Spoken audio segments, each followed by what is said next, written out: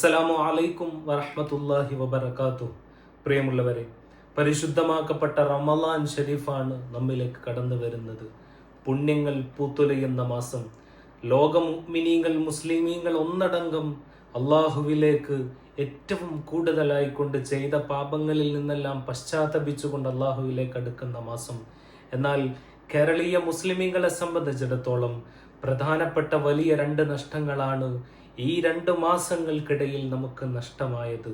പ്രിയമുള്ളവരെ, ഏതാനും ചില ദിവസങ്ങൾക്ക് മുന്നേ, 1 മാസങ്ങൾക്ക് മുന്നേ നമ്മിൽ നിന്ന് വിട പറഞ്ഞ നഈം ഫൈളി എന്ന് പറയുന്ന ഹാഫിളായിട്ടുള്ള ഒരു ഉസ്താദ് വിവാഹത്തിന്റെ ഡേറ്റും മറ്റുമെല്ലാം ഉറപ്പിച്ചുകൊണ്ട് വിവാഹ ജീവിതത്തിലേക്ക് കാലെടുത്ത് വെക്കുന്നതിന്റെ നിമിഷത്തിൽ അല്ലാഹു സുബ്ഹാനഹു വ തആലയുടെ വിളിക്കുത്തരം നൽകിക്കൊണ്ട് ലോകത്തിൽ നിന്ന് വിട പറഞ്ഞു പോയിട്ടുള്ള ഉസ്താദ്, അതേ ആ ഒരു വേദന, ആ ഒരു മുറിവിണങ്ങുന്നതിന്റെ മുന്നേ ബഹുമാനപ്പെട്ട നമുക്കൊക്കെ ഒരുപാട് പ്രഭാഷണങ്ങളും ഒരുപാട് ലളിതമായ ഭാഷയിൽ പുഞ്ചിരിയോടുകൂടി പ്രഭാഷണങ്ങൾ നിർവഹിച്ചിരുന്ന, ആരെയും വേദനിപ്പിക്കാത്ത ഒരു സ്വഭാവ പ്രകൃതക്കാരനായിരുന്ന ഉസ്താദ് മസ്ഊദ് സഖാഫി ഉസ്താദ് ഗൂഡല്ലൂരും നമ്മിൽ നിന്ന് വിട പറയുമ്പോൾ 2 ഹാഫിലുകളെ സംബന്ധിച്ചിടത്തോളം ഒരുപാട് പ്രതിഫലങ്ങൾ കിട്ടുന്ന പ്രവാചക പ്രഭു സല്ലല്ലാഹു അലൈഹി വസല്ലമ തങ്ങൾ തന്നെ ഖുർആൻ മനഃപ്പാഠമാക്കുന്നതിനെ കുറിച്ച് ഒരുപാട് നന്മകൾ നമുക്ക് പറഞ്ഞു തന്നിട്ടുണ്ട്.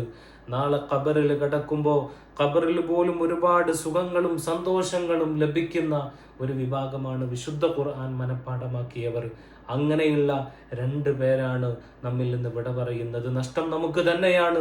വിശുദ്ധ ഖുർആന്റെ ഏറ്റവും അള്ളാഹുവിന്റെ കലാം മനഃപ്പാഠമാക്കിയവർ വിട പറയുമ്പോൾ നഷ്ടപ്പെട്ടത് ഒരുപാട് കാര്യങ്ങളാണ്. പ്രിയപ്പെട്ട നഈം ഫൈലി നമ്മിൽ നിന്ന് വിട പറയുമ്പോൾ നഈം ഫൈലി ഇവിടെ പാടിവെച്ച ഒരുപാട് മദ്ഹ് ഗാനങ്ങൾ ഉണ്ടായിരുന്നു. ഇന്നും കണ്ണ് നിറയാതെ നമ്മുടെ നഈം ഫൈലിയുടെ പാട്ടുകൾ കണ്ടിരിക്കാൻ ഒരാൾക്കും സാധിക്കുകയില്ല എന്നുള്ളതാണ്. അതുകൊണ്ട് തന്നെ പ്രിയപ്പെട്ട നഈം ഫൈലി വിട പറഞ്ഞിട്ട് അതിന്റെ വേദന ഉണങ്ങുന്നതിന് മുമ്പേ ഹാഫിള് മസ്ഊദ് സഖാഫി ഉസ്താദ് നമ്മിൽ നിന്ന് വിട പറയുമ്പോൾ പ്രഭാഷണ ശൈലിയിൽ മറ്റുള്ളവരിൽ നിന്ന് വേറിട്ട് നിൽക്കുന്ന ഒരു പ്രകൃതമായിരുന്നു മസ്ഊദ് സഖാഫി ഗൂഡല്ലൂരിനുണ്ടായിരുന്നത്. വലിച്ചു നീട്ടിക്കൊണ്ട് ആളുകളുടെ സമയം പാഴാക്കുന്നതിന് പകരം കാര്യങ്ങൾ കൃത്യമായി കൊണ്ട് സരളമായ ഭാഷയിൽ പുഞ്ചിരിയോടുകൂടി ഏവരെയും ആകർഷിപ്പിക്കുന്ന രീതിയിലായിരുന്നു ഉസ്താദിന്റെ പ്രഭാഷണങ്ങളും ഉസ്താദിന്റെ മറുപടികളെല്ലാം. പല ആധുനിക സംഭവങ്ങളുമായിട്ട് സമകാലിക സംഭവങ്ങളുമായിട്ട് ഉസ്താദ് ചേർത്ത് നിർത്തുന്ന പല പ്രഭാഷണങ്ങളും ആധുനിക മുസ്ലിങ്ങൾക്ക് പലപ്പോഴും പലയിടത്തും ഉപകാരപ്പെട്ടിരുന്ന പ്രഭാഷണങ്ങളായിരുന്നുവെന്നുള്ളത് നമ്മളൊക്കെ കണ്ടതും നേരിട്ട് അനുഭവിച്ചിട്ടുള്ളതുമാണ്. ഈ വലിയ 2 നഷ്ടങ്ങളോടുകൂടി നമ്മൾ പരിശുദ്ധ റമളാനിലേക്ക് അടുക്കുമ്പോൾ പ്രിയമുള്ളവരെ, പരിശുദ്ധ റമളാൻ ഷരീഫിൽ നമ്മൾ ഏറ്റവും കൂടുതൽ ഇവർക്കൊക്കെ വേണ്ടി പ്രാർത്ഥിക്കേണ്ടതുണ്ട്. ഇതുപോലെ നമ്മിൽ നിന്നും ഒരുപാട് പേര് വഫാത്തായിട്ടുണ്ട്. പ്രിയപ്പെട്ട നഈം ഫൈലിയോട് കൂടെ ഉണ്ടായിരുന്ന ജുനൈദ് ഫൈലി ഉസ്താദ് തുടങ്ങി ഒരുപാട് മുതഅല്ലിമുകളും ഉസ്താദുമാരും ആക്സിഡന്റുകളിലും മറ്റുമായിട്ട് അപകടത്തിൽപ്പെട്ട് മരണപ്പെട്ടിരിക്കുന്ന വളരെ ദുഃഖകരമായിട്ടുള്ള വാർത്തകൾ നമ്മൾക്ക് കേൾക്കുകയുണ്ടായി. ഏതൊരു നാളും നമ്മളും ഇവിടെ നിന്ന് വിട പറയേണ്ടവരാണ്.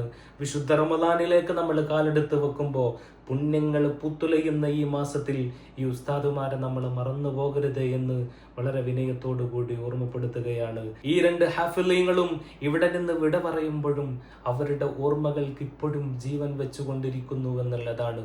അവരിവിടെ പാടിവെച്ച മദ്ഹുകളും പ്രഭാഷണങ്ങളും ഇപ്പോഴും ഒരുപാട് ആളുകൾ അത് കേട്ടുകൊണ്ട് അതിൽ ലയിച്ചുകൊണ്ട് അള്ളാഹുവിലേക്ക് അടുക്കുകയും തിന്മകളിൽ നിന്ന് മാറിക്കൊണ്ടിരിക്കുമ്പോഴും അവർക്ക് ഇതിനേക്കാൾ ലഭിക്കേണ്ട സൗഭാഗ്യം മറ്റെന്താണ്?